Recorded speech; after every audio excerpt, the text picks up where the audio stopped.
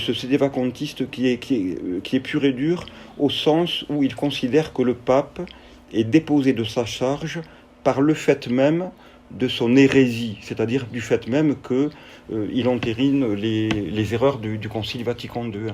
C'est-à-dire que dans cette position-là, il n'y a purement et simplement pas de pape à la tête de l'Église. C'est une position qui est pure et dure et qui se différencie d'une autre, qui est connue sous le nom de thèse de Cassisiacum. Le fondateur de cette position, c'est le père Gérard Deslauriers, qui a été professeur à Écône au tout début, qui s'est assez vite séparé de Monseigneur Lefebvre, entraînant à sa suite un certain nombre de prêtres qui ont fondé sous sa houlette l'Institut Mater Boni Concili. Donc c'est en Italie, et ce sont des prêtres sédévacantistes, mais qui sont très séduisants, intellectuellement parlant, parce qu'ils présentent leur théorie avec des nuances. C'est-à-dire que dans cette explication, tout se passe comme si le pape était légitimement élu. Donc il n'y a pas rien sur le siège de Pierre. Hein. Il y a un pape dont on va dire qu'il est pape matériellement. Il y a quelqu'un qui est légitimement élu, mais les erreurs auxquelles il adhère l'empêchent de recevoir le bénéfice de son élection. C'est-à-dire l'empêche de recevoir l'investiture du Christ. C'est l'idée qui est résumée par Monseigneur Gérard Deslauriers avec cette formule sophistiquée qui a fait fortune et qui résume la thèse de Cassisiacum. Il y a un pape matériel, c'est-à-dire qu'il y a quelqu'un qui est élu, qui occupe le siège, mais il n'y a pas de pape formel, c'est-à-dire que cet élu qui occupe le siège n'est pas pape parce qu'il y a un obstacle qui l'empêche de recevoir le bénéfice de l'investiture du Christ. Alors c'est séduisant parce que ça donne l'impression qu'il y a quand même une hiérarchie en place. Mais évidemment, c'est de la poudre aux yeux au sens où, si on va au bout de la théorie, eh bien, il n'y a pas de pape. La différence avec la théorie de sédévacantisme pur et dur, c'est que le jour où ce pape, qui n'est pape que matériel, dépose ses erreurs, eh bien, aussitôt, ipso facto, il devient pape. Donc il n'aura pas besoin de refaire une élection et d'aller chercher un autre candidat. Ce qui serait la logique du sédévacantisme pur et dur, pour lequel il n'a absolument rien du tout. Voilà. Mais le point commun de ces deux positions, c'est que actuellement dans l'Église, en raison d'une hérésie supposée de celui qui est assis sur le siège de Pierre, eh bien, nous n'avons pas d'autorité. Alors dans le premier cas, il n'y a pas d'autorité du tout. Dans le deuxième cas, il y a une apparence d'autorité, mais cette apparence ne doit pas nous faire illusion. Hein. L'Église est privée habituellement de son chef visible. Voilà. Donc voilà pour résumer les deux positions du sédévacantisme avec ces deux tendances principales.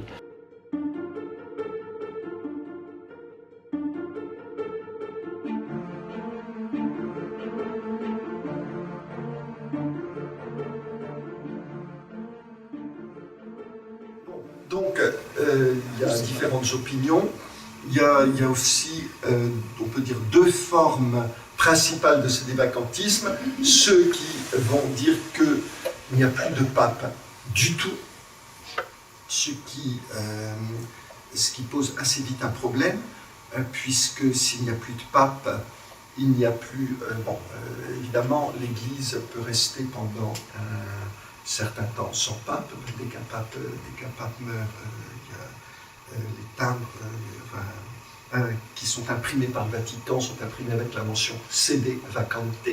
Et donc, puisqu'ils ont été imprimés pendant que le siège était vacant, quelqu'un me disait tout récemment que les sédévacantistes se précipitent à Rome pour faire des collections de timbres. Donc voilà, les timbres sont imprimés sede vacante.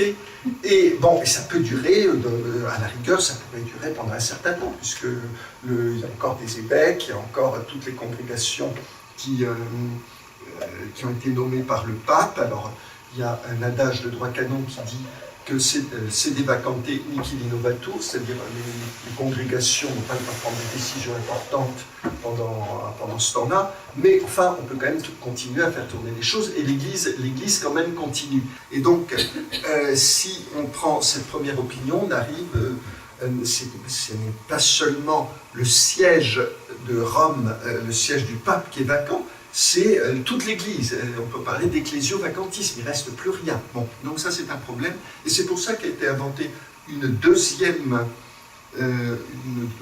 forme de sédévacantisme, qu'on pourrait dire appeler mitigée, qui est la thèse qu'on appelle de Cassisiacum, selon laquelle les papes seraient papes ce qu'on appelle matérialitaires, mais non pas formalitaires. Et bon, les partisans de cette thèse pensent que ça permet de sauver la transmission d'une certaine hiérarchie.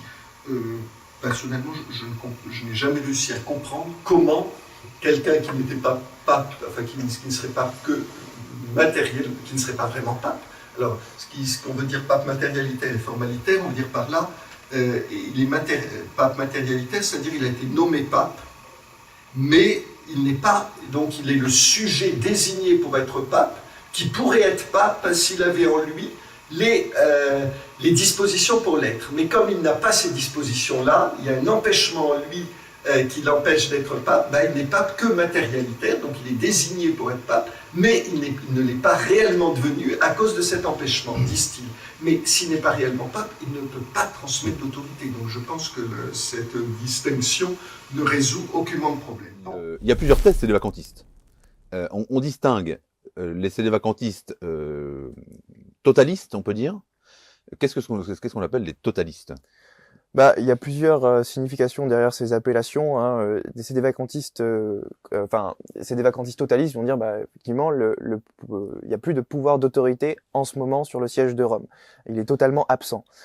Des thèses sédévacantistes légèrement différentes, comme le sédéprivationnisme, par exemple, va dire que le pape, il y a un pape qui est là matériellement, mais pas formellement. C'est la fameuse thèse de Cassisiacum de Monseigneur Guérard des Lauriers, publiée dans les années 80. Monseigneur Guérard des Lauriers, d'ailleurs, qui est un théologien dominicain, qui par ailleurs a une grande intelligence, qui a écrit des textes assez compliqués à comprendre d'ailleurs et à lire, et qui n'a, c'est assez intéressant, c'est qu'il n'a jamais défendu, dire que il a été sacré évêque, mais un peu en privé. Comme, c'est assez étonnant cette position. Alors, justement, Monseigneur Guérard des Lauriers, quelle est sa thèse ? Sa thèse, c'est que le pape, qu'il y aurait un pape matériellement, mais pas formellement. Donc que par ses hérésies et son modernisme, les papes post-conciliaires ne sont pas formellement papes, c'est-à-dire que leur autorité magistérielle n'existe pas, mais ils restent matériellement sur le trône de pierre, ce qui me semble un peu être une thèse bizarre.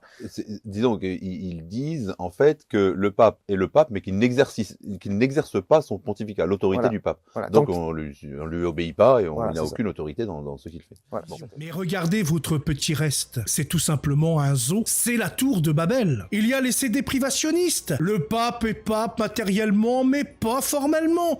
C'est un cadavre de pape en attente. C'est une usine à gaz incompréhensible pour 99% des fidèles catholiques. Il y a également les totalistes. Il y a rien, le néant, siège vide depuis 1958. Le Vatican II, cela a été des dizaines de milliers de prêtres qui ont défroqué, des centaines de milliers de mariages qui se sont cassés. Ça a été l'effondrement de la pratique catholique. Et c'est là quelque chose de terrible. Je connais le cas d'un fabricant d'objets religieux, des croix de Saint-Benoît, pour lequel Vatican II a été la perte de 80% de son chiffre d'affaires. Les affaires religieuses, se sont délitées, ça n'intéressait plus personne.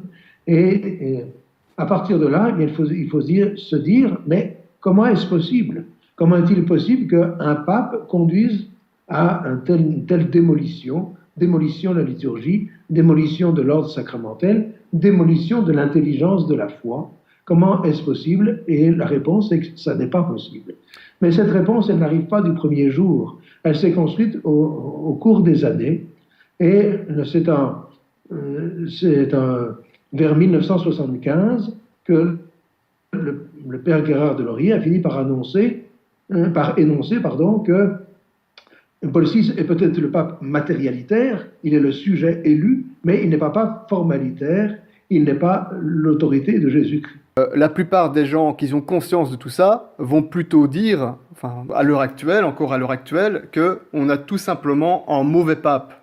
Ils vont pas dire qu'il n'est pas pape, ils vont dire qu'on a simplement un mauvais pape, qu'on pourrait avoir un mauvais chef d'entreprise, etc. Évidemment, je vais essayer de pas trop sortir du thème de l'émission, mais c'est juste pour nous éclairer, pour éclairer un peu nos auditeurs sur ce point. Oui, c'est évidemment la première hypothèse, la première explication, le premier refuge, si l'on peut dire, que les gens ont cherché. Mais oui, c'est un mauvais pape, ça va passer, la tradition triomphera. Mais il faut se rappeler qu'un mauvais pape, c'est un pape. Il est donc revêtu de l'autorité de notre Seigneur Jésus-Christ, qu'il est infaillible, qu'il est le maître de la liturgie, qu'il est le maître des lois d'Église, et que selon la doctrine même de l'Église, il ne peut pas faire de lois mauvaises, il ne peut pas faire de liturgie qui ne soit pas l'expression de la foi de l'Église, il ne peut pas promulguer des textes qui sont incompatibles avec l'enseignement antérieur. Un mauvais pape, ça a existé dans l'histoire de l'Église, mais un mauvais pape, c'est un pape. Et l'autorité du pape, ce n'est pas l'autorité de sa vertu personnelle, c'est l'autorité de Jésus-Christ. Et donc, ça va à un temps de dire c'est un mauvais pape, mais ça ne va qu'à un temps, parce qu'il a failli dans des domaines, dans des conditions dans lesquelles il aurait dû être infaillible. Et ça, ce n'est pas le fait d'un mauvais pape, c'est le fait d'un non-pape. Parce que sinon, on remet en question toute la constitution de l'Église et le fait que l'autorité du pape n'est rien d'autre que l'autorité de notre Seigneur Jésus-Christ, puisqu'il en est le vicaire qu'il tient sa place. Et que notre Seigneur a dit à Saint Pierre, et puis aux apôtres, tout ce que tu auras lié sur la terre sera lié dans les cieux, et tout ce que tu auras délié sur la terre sera délié dans les cieux. Et donc, si on considère que Paul VI et ses successeurs sont des mauvais papes, alors il faut dire ce qu'ils font, c'est lié dans les cieux, c'est devenu la norme que Jésus-Christ lui-même nous donne pour la vie chrétienne. Et ça, c'est impossible, puisque si on veut suivre en tout ce que fait Vatican II, toute la réforme liturgique, eh bien, petit à petit, on perd la foi, parce qu'on s'oppose à la tradition de l'Église. Monsieur l'abbé, la thèse, c'est beaucoup trop compliqué. C'est vrai. Et soit Bergoglio est pape, soit il ne l'est pas.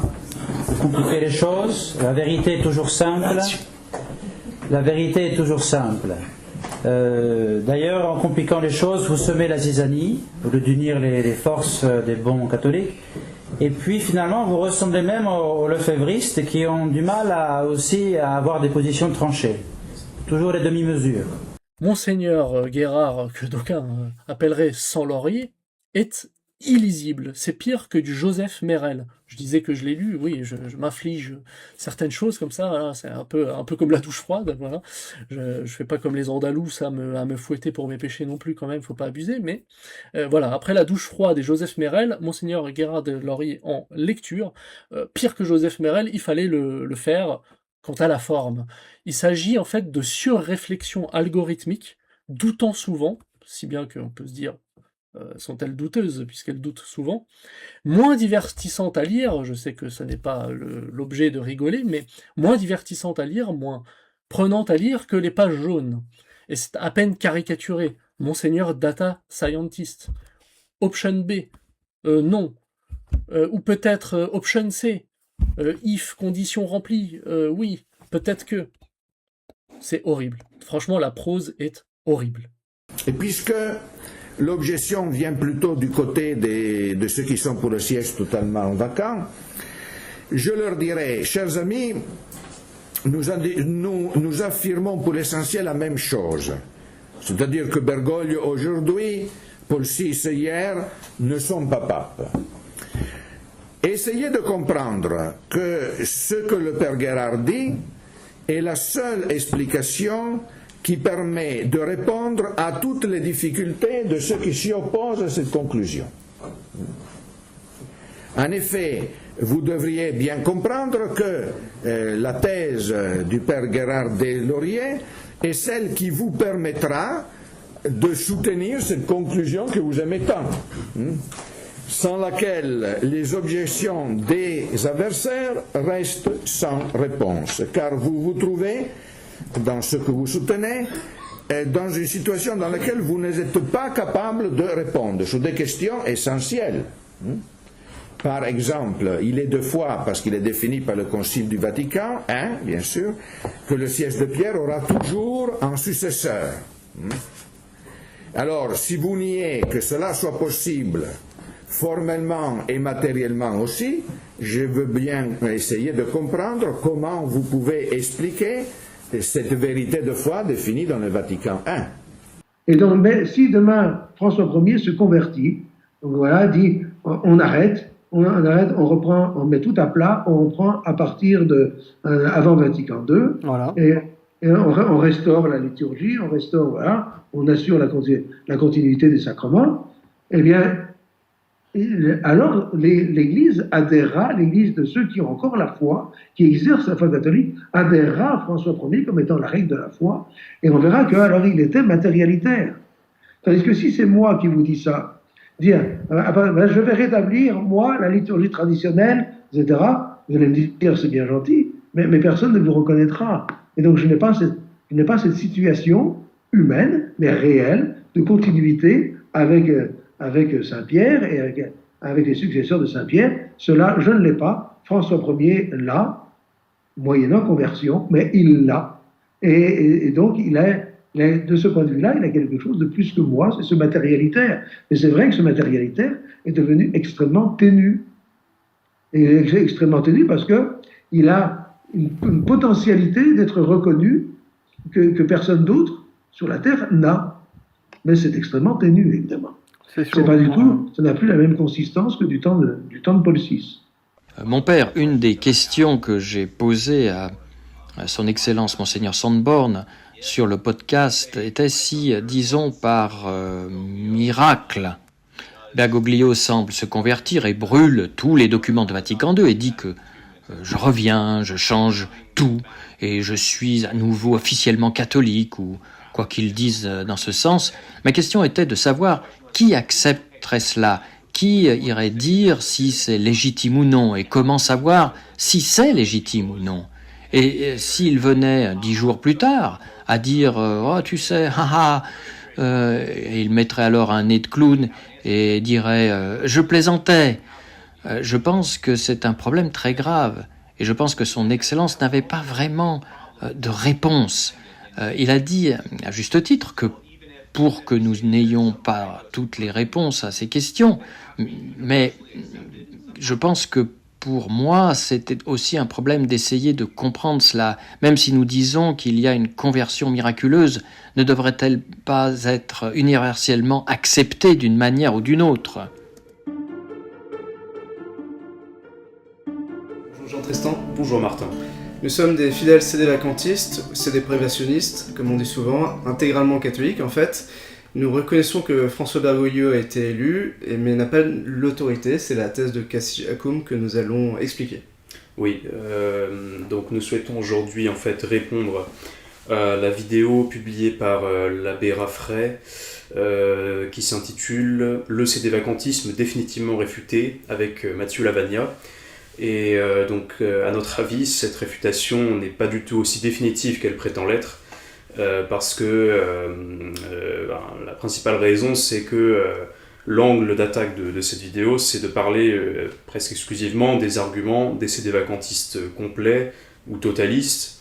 Et à notre avis, en fait, si à la place on se concentre sur les arguments de la thèse de Cassius-Schacum, donc du sédéprivationnisme, eh bien, en fait, on peut répondre beaucoup plus sereinement et beaucoup plus exactement à la question de la crise de l'Église.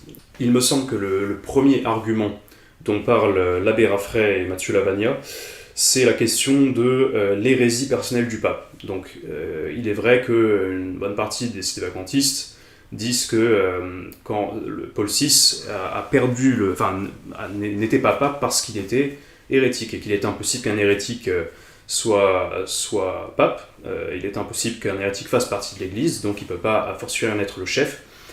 Et sur ce sujet, eh bien, nous pensons en réalité que Mathieu Lavagna et l'abbé Raffray ont plutôt raison, c'est-à-dire que on ne peut pas effectivement dire que quelqu'un, simplement parce qu'il dit des hérésies ou même parce qu'il témoigne, on va dire, d'une certaine affection publique pour des hérésies, on ne peut pas dire que par le fait même, il est excommunié, qu'il est légalement déposé de ses charges ecclésiastiques. La vérité que nous devons chercher est plus importante que nos sentiments, nos besoins, et nous sommes divisés de toute façon entre les herméneutes, les non-mefum. Les herméneutes sont divisés entre eux, hein, il faut le dire. Il faut connaître cette situation, l'admettre et connaître la vraie doctrine de l'Église pour en sortir de cette situation éventuellement. Tout à fait, et il n'y a que comme ça qu'on peut en sortir. Hein.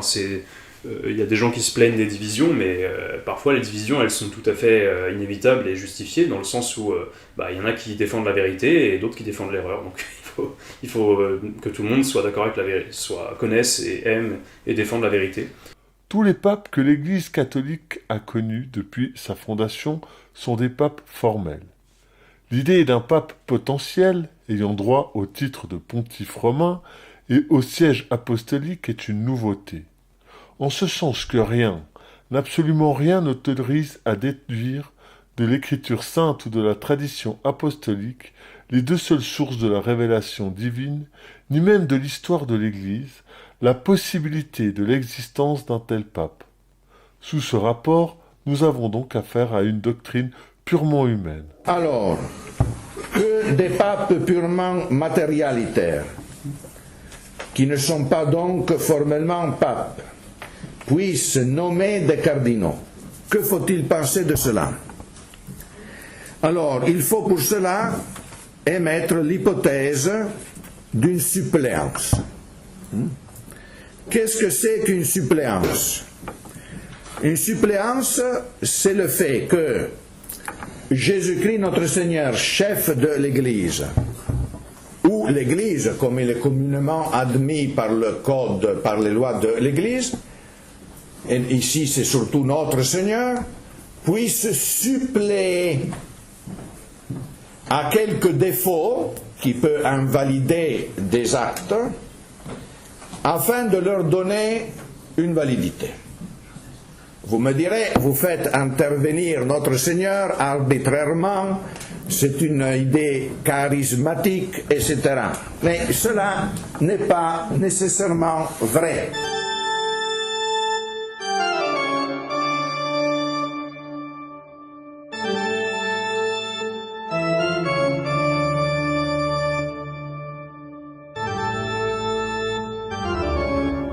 On suppose, on invente, on prétend apostolique l'Église maçonnique et syncrétiste issue de Vatican II.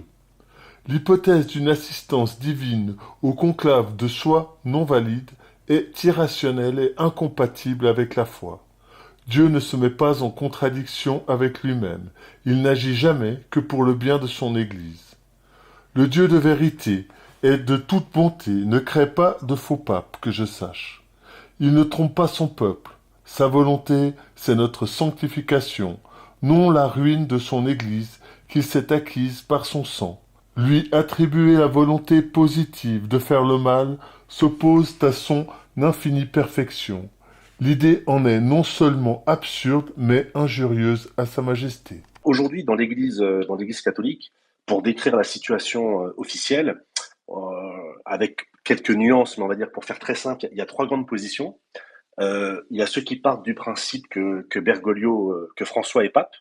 Alors moi, à titre personnel, je ne pense pas, mais encore une fois, ce que je pense, c'est pas le sujet, mais voilà. Donc, la première position, c'est de considérer que Bergoglio est pape. Il y a une deuxième position, c'est considérer que le siège est totalement vacant. Et il y a une position qui est un peu médiane, qui est la thèse que vous défendez, c'est-à-dire que le siège est occupé par un imposteur. Est-ce que vous pouvez expliquer en fait la différence entre, alors j'aime pas cette expression là encore une fois, vous me la pardonnerez, mais est-ce que vous pouvez m'expliquer la différence à nos auditeurs entre un sédévacantisme, on va dire, complet et un sédévacantisme qui sépare la forme et la matière? Bon, encore une fois, pour faire très simple. Alors pour faire très simple, le sédévacantisme complet considère que Bergoglio et tous les évêques modernistes non seulement n'ont pas d'autorité, mais même n'ont même pas de titre à avoir l'autorité, et même, je pense, pour beaucoup d'entre eux, diraient qu'ils ne sont pas catholiques du tout, ça sous aucun aspect. Après, évidemment, là aussi, il y aura des nuances à faire, donc s'il y en a qui m'écoutent et qui ont une position légèrement différente, bah, excusez-moi, je simplifie comme on m'a demandé de le faire. Tandis que la thèse de Cassicciacum soutient que Bergoglio n'a pas d'autorité, mais n'a pas non plus été canoniquement déposé, ou puisqu'il n'a jamais été pape, de mon point de vue, au moins son élection n'a pas été déclarée nulle. Alors ça peut sembler une nuance illusoire, inutile, mais elle est très importante, elle a toujours été faite dans l'Église. Donc vous pouvez avoir un prélat qui a un titre d'évêque, ou en l'occurrence de pape, mais qui en fait ne l'est pas. Ça, c'est pas quelque chose de nouveau de ce point de vue-là. Et c'est une situation malheureuse, évidemment, mais voilà concrètement la différence. Après, il y a beaucoup plus de choses. Par exemple, les arguments ne sont pas ne sont pas les mêmes. Donc, la façon dont la thèse de Cassicciacum décrit la vacance est différente du sédévacantisme complet. Ils se rejoignent sur la question de l'indéfectibilité de l'Église, c'est-à-dire il est impossible qu'un pape enseigne une fausse religion concrètement, et ça se déclinerait à beaucoup de niveaux. Donc là-dessus, on est d'accord sur cet argument. Mais cet argument, il n'explique pas vraiment ce qui s'est passé, il montre juste un fait, c'est-à-dire que Bergoglio n'a pas d'autorité. Mais il n'est pas vraiment capable d'expliquer pourquoi, pas par lui-même en tout cas. Donc, la thèse de Cassicciacum argumente sur la question de l'intention, c'est-à-dire que si vous ne voulez pas faire le pape, si vous ne vous comportez pas comme le pape, vous ne pouvez pas être pape.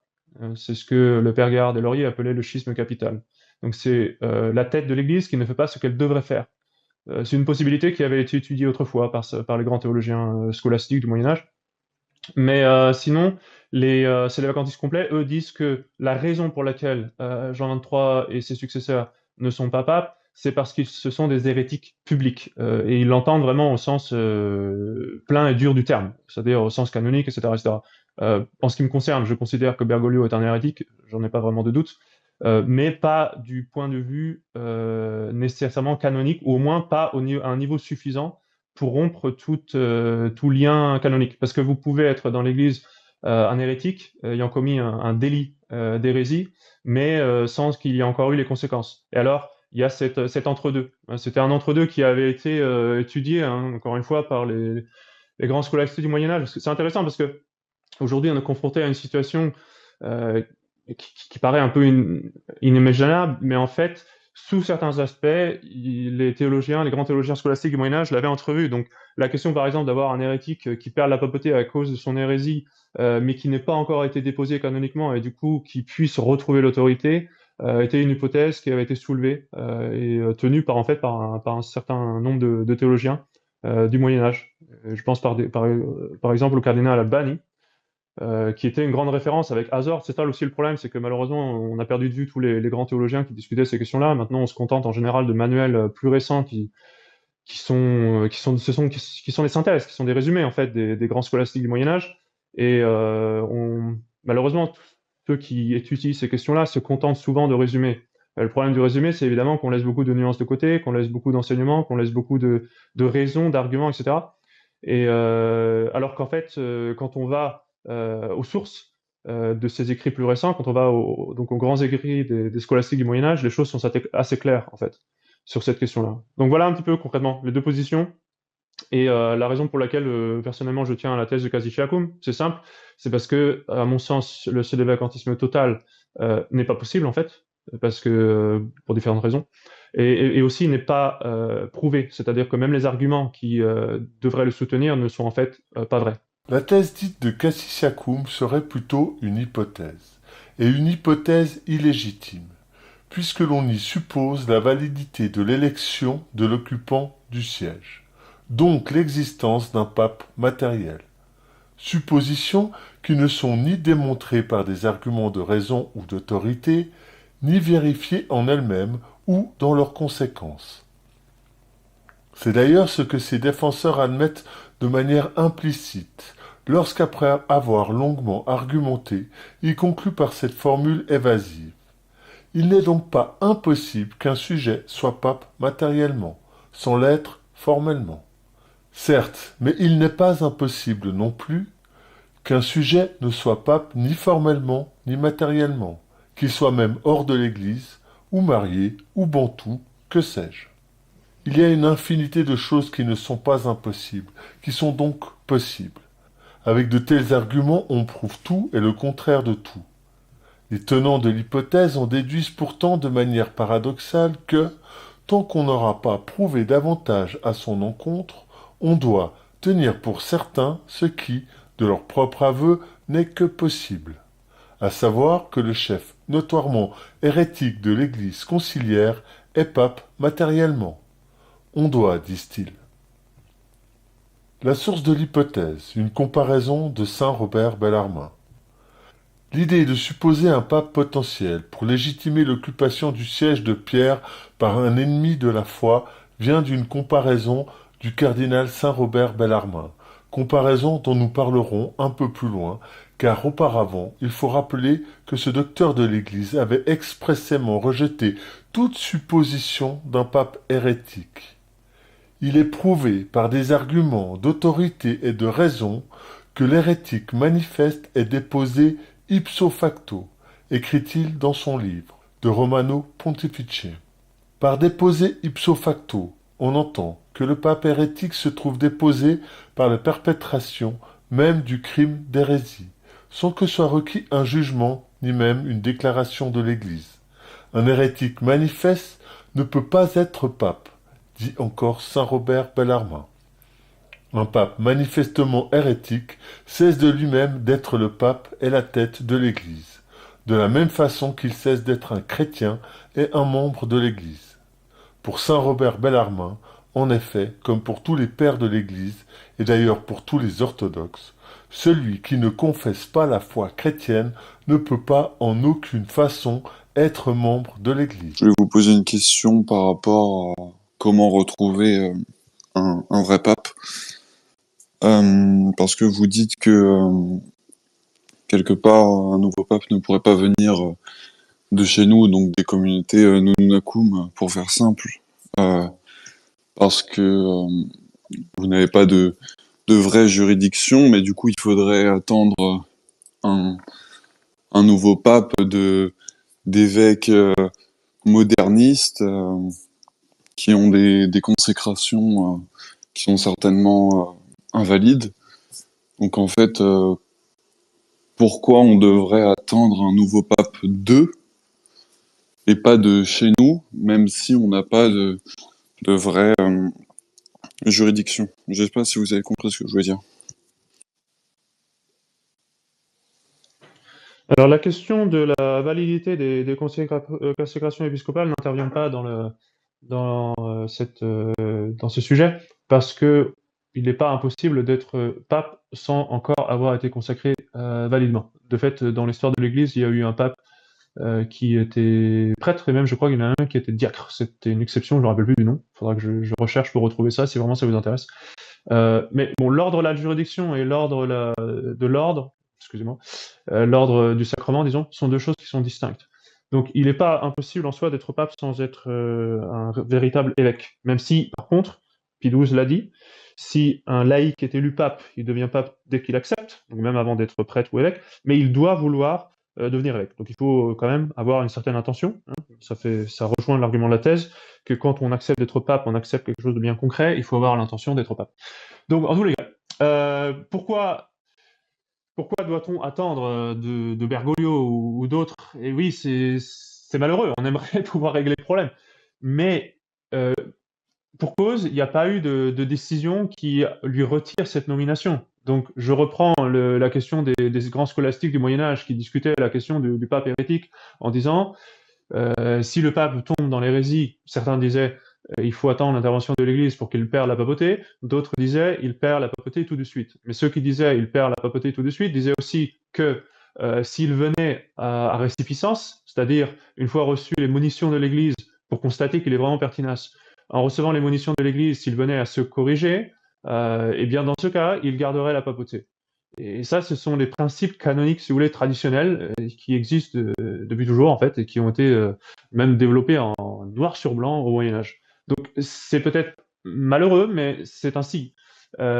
Il n'est pas pape, mais il a le titre, l'apparence d'être pape. Il y a eu une élection, il y a eu un fait juridique qui doit être cassé. c'est un petit peu comme l'ordre civil, en fait. Quand vous avez un acte juridique, même s'il est invalide, il faut d'abord qu'il soit cassé avant de pouvoir en tirer toutes les conséquences légales de l'invalidité de l'acte. Sinon, il y a un certain nombre de principes de suppléance. Par exemple, une question qui est très importante, c'est que quelqu'un, et c'est le Code de droit canonique qui le dit, quelqu'un qui est un hérétique simple, c'est-à-dire il a dit des hérésies, peut-être même qu'il est pertinace, mais il n'a pas encore reçu les sanctions de l'Église qui en sont la conséquence, peut élire et être élu validement. Et ça, c'est le Code de droit canonique qui le dit.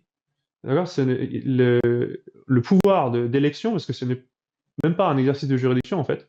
L'élection, c'est ce qu'on appelle un acte ecclésiastique légitime. Ça rentre dans cette catégorie-là. Ce n'est pas un exercice de juridiction. Alors, élire est un acte ecclésiastique légitime.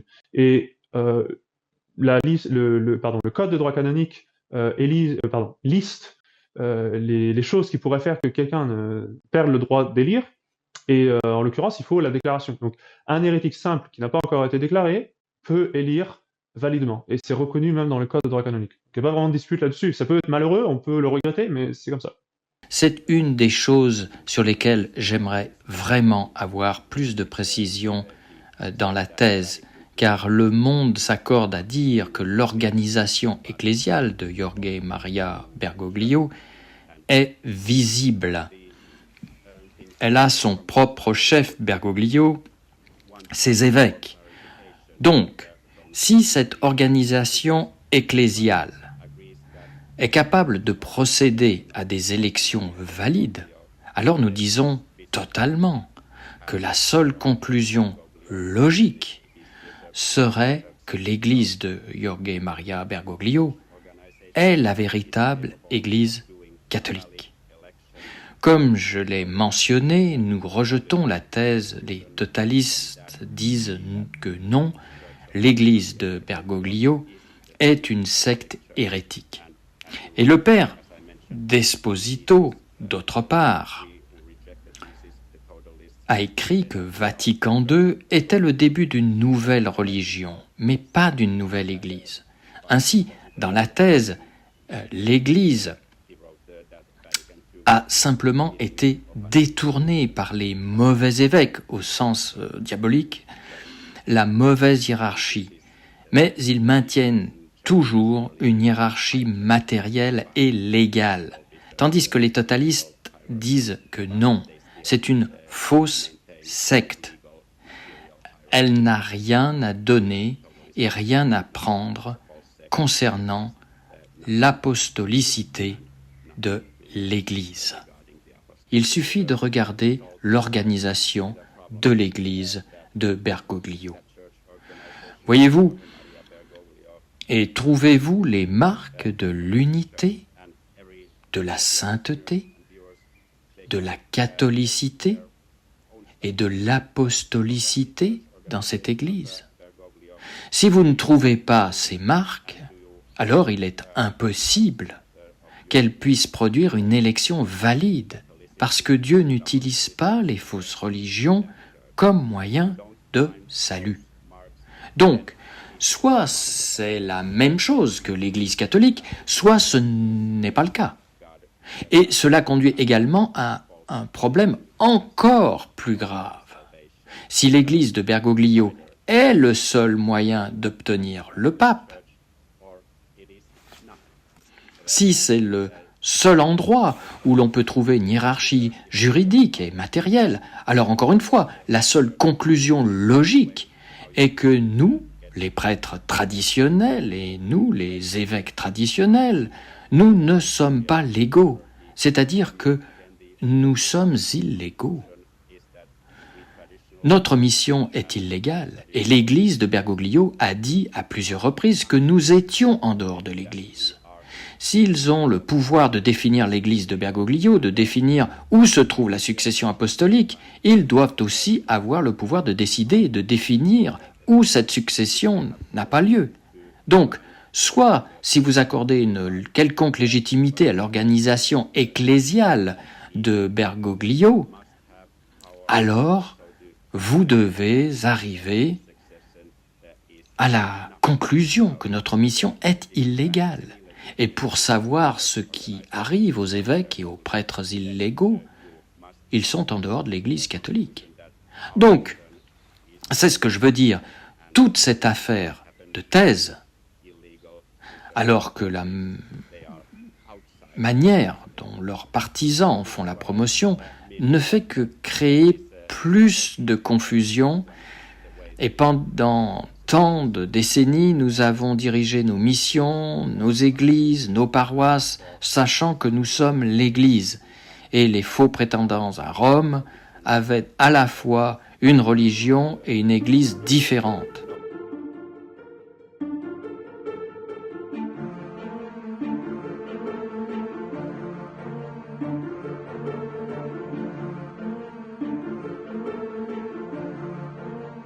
Et de même, je voulais aussi vous poser la question, justement, monsieur l'abbé, que pensez-vous de la bulle de Paul IV?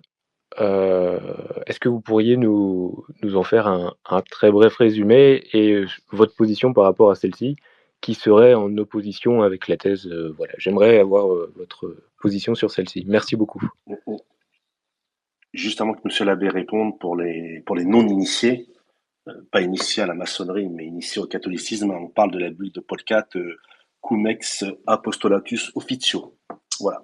Mais peut-être que l'abbé va répondre qu'elle a été abrogée. Mais je vous laisse répondre, monsieur l'abbé, c'est vous, l'homme de l'art. Alors, cette bulle de Paul IV, elle a plusieurs paragraphes qui concernent plusieurs choses. Le paragraphe qui fait sans doute l'objet de la discussion, là, c'est celui qui dit que si on découvre un jour que quelqu'un, fût-il même cardinal ou élu au souverain pontificat, s'il apparaissait que cette personne-là avait été hérétique avant son élection, alors son élection serait nulle et non avenue, et concrètement, il pourrait rien faire. Enfin, toutes les nominations qu'il aurait faites seraient invalides, etc., etc., etc. Donc, effectivement, c'est une bulle qui est très impressionnante. Quand on la regarde comme ça au premier abord, on se dit waouh, c'est la solution à tous nos problèmes, et c'est certainement une réfutation claire et nette de la thèse de Cassicciacum. Or, il n'en est rien, parce que cette bulle, elle est précise, elle utilise des termes qui sont précis, et elle a été commentée par des canonistes qui l'expliquent de façon très précise. Malheureusement, la plupart des gens qui la citent, en fait, ils la prennent comme ça hors de contexte, sans savoir ce qu'elle dit exactement, et surtout sans avoir jamais regardé comment les canonistes la comprennent et l'appliquent. Alors, cette bulle, elle dit qu'effectivement, quelqu'un qui serait tombé dans l'hérésie avant son élection ne peut pas être élu, même s'il reçoit l'obéissance de tous. Alors, l'obéissance de tous fait référence là aux cardinaux.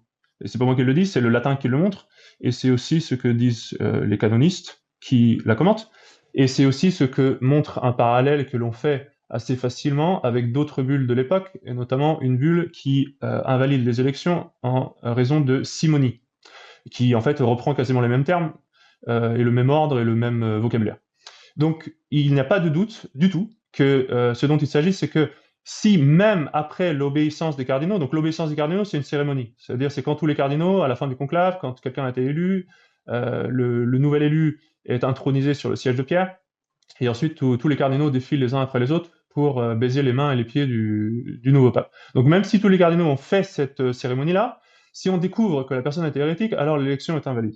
Ce n'est pas, par contre, et c'est là où c'est mal compris, ce n'est pas pour dire que toute l'Église universelle pourrait accepter une élection et que plus tard on se rend compte que la personne était un hérétique. Sinon, imaginez-vous, si on découvrait que, je ne sais pas moi, Clément X ou Boniface IV ou Jean III ou Pie V ou je ne sais pas qui, bon, pas Saint quand même, mais que d'autres papes du passé ont été hérétiques et finalement on se dit mince, tout ce qu'ils ont fait c'est invalide, du coup tout est remis en question. Non, ça c'est pas possible.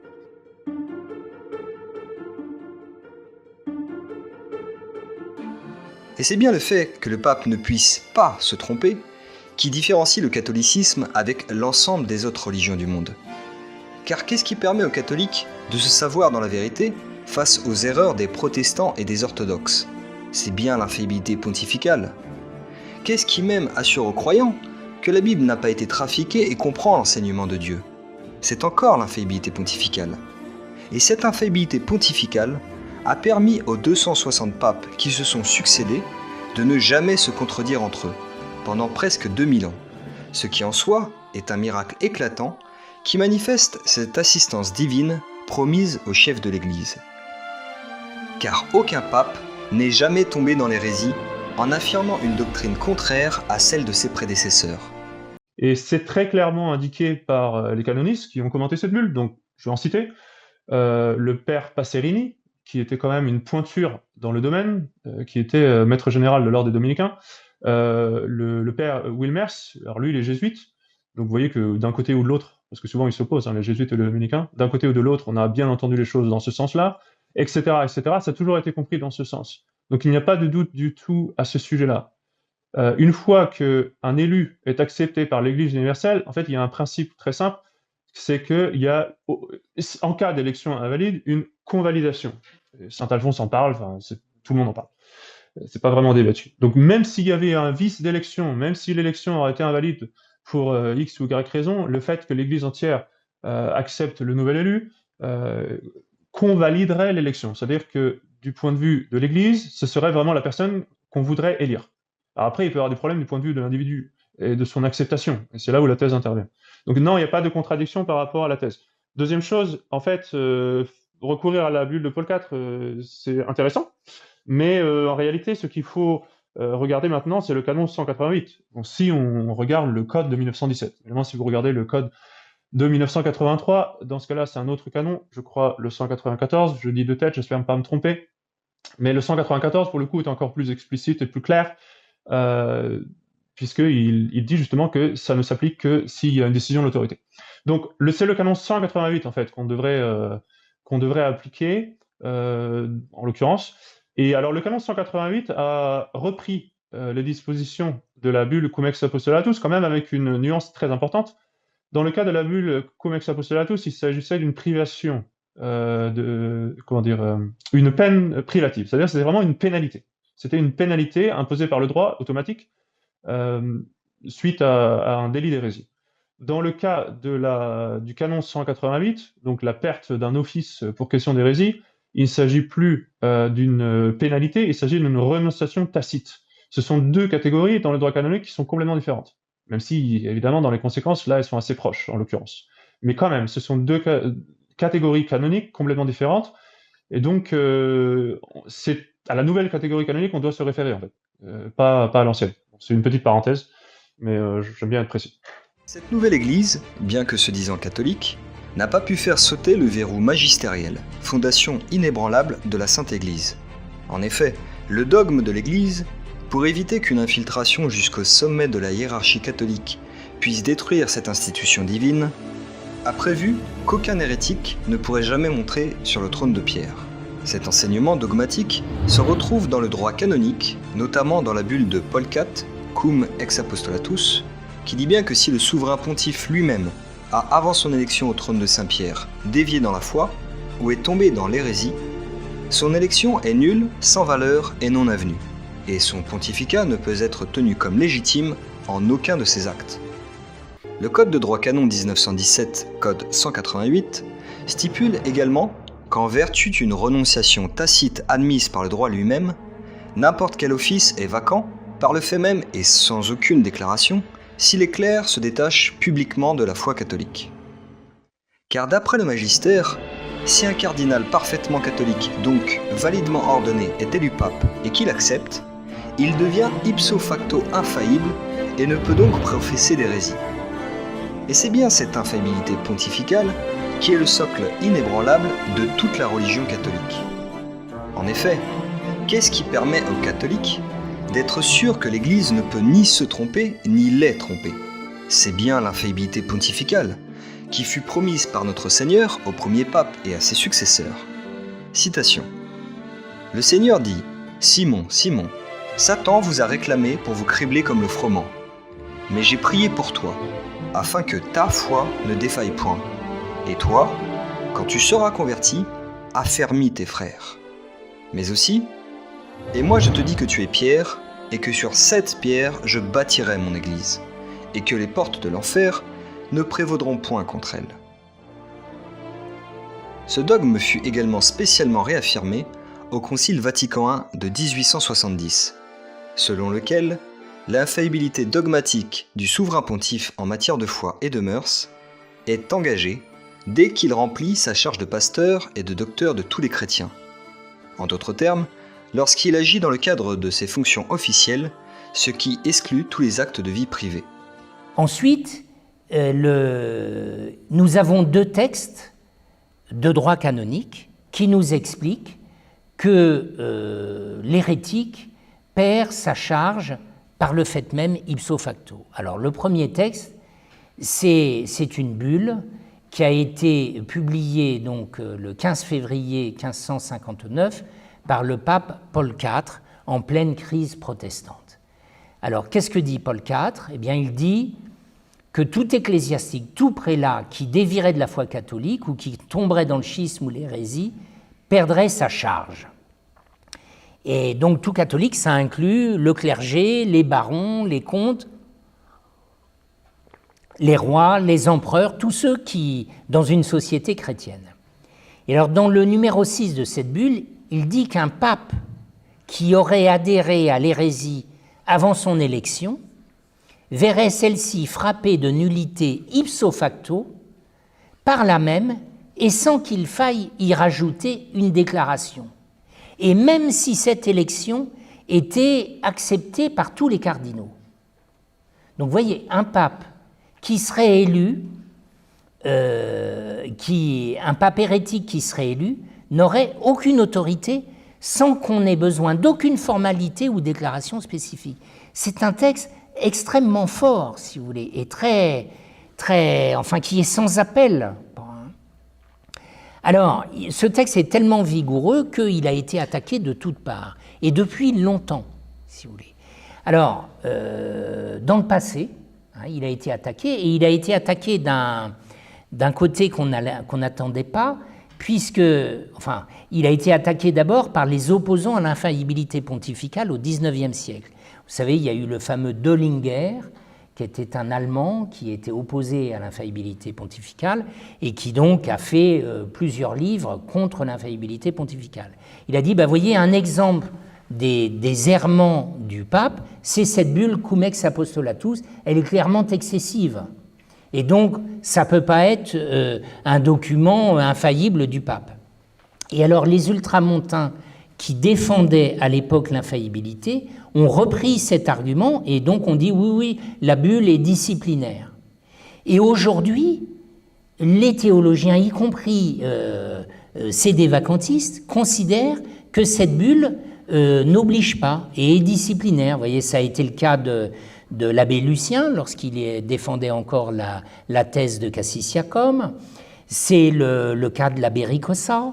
La bulle Cum ex apostolatus, elle est bien connue, elle est connue par tout le monde. Elle est abrogée, cette bulle, oui, en 1917. Oui, bien sûr, elle est abrogée dans le sens que cela a été refondu avec le nouveau code de droit canon, qui d'ailleurs ne parle pas du pape, puisque ce n'est pas une question du pape. Alors nous pensons effectivement que la bulle en tant que telle n'a plus force de loi. C'est le cas du père Albert d'Avrier et puis de plusieurs fidèles de votre paroisse qui ont fait des brochures à ce sujet. Je ne sais pas s'ils sont là, mais je serais content d'en discuter avec eux. Et donc il nous explique, cette bulle a été abrogée par la constitution Vacante Sede Apostolica de Saint Pie X sur l'élection papale, et elle n'a pas été reprise par le Code de droit canonique en 1917. Alors, pour ma part, je ne partage pas du tout leur point de vue. Alors, ce point n'est pas tranché par l'Église, mais je vais quand même vous donner mon point de vue. Moi, je considère que cette bulle ne traite pas d'une matière contingente, mais bien d'une matière dogmatique, puisqu'il s'agit de savoir si dogmatiquement un hérétique peut monter sur le siège de Pierre. Ça, ce n'est pas une question de discipline, c'est bien une question dogmatique. Bon. Ensuite, cette bulle n'est pas un texte isolé dans l'histoire de l'Église. Cette bulle Cum ex apostolatus reprend les dispositions du 4e concile du Latran sous Innocent III contre les cathares, contre les hérétiques. C'est la reprise des dispositions du 4e concile du Latran, c'est le 12e concile écuménique. Et ensuite, il y a eu de nombreux papes qui ont pris les mêmes dispositions avant Paul IV. Vous avez Nicolas III, Innocent IV, Alexandre IV, Et ensuite, après Paul IV, vous avez Saint Pie V qui a repris dans 2 bulles ces dispositions.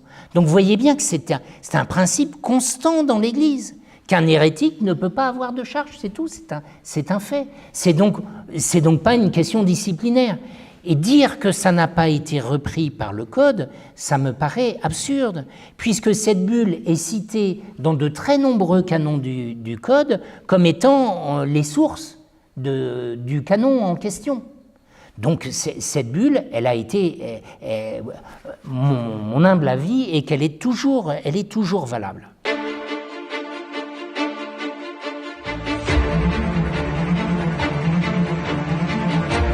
La Très Sainte Vierge Marie nous a notamment prévenus lors de son apparition à La Salette en 1846, où elle dit bien à Mélanie Calvat de faire passer un message à tout son peuple, selon lequel l'Église sera éclipsée, les mauvais livres abonderont sur la terre, les esprits de ténèbres répandront partout un relâchement universel pour tout ce qui regarde le service de Dieu, la vraie foi s'est éteinte et c'est désormais la fausse lumière qui éclaire le monde. Puis elle ajoute « Rome perdra la foi et deviendra le siège de l'Antéchrist ». Bien qu'étant du domaine de la révélation privée et non de foi, on peut penser qu'il s'agit bien ici d'une éclipse où l'Église conciliaire cache, donc éclipse, l'Église catholique en occupant le Vatican et en usurpant son autorité dans ses institutions. Rome a bien perdu la foi, puisque le Vatican professe depuis Vatican II des hérésies, et est bien le siège d'un antéchrist, puisque les pontifes conciliaires combattent la foi du Christ.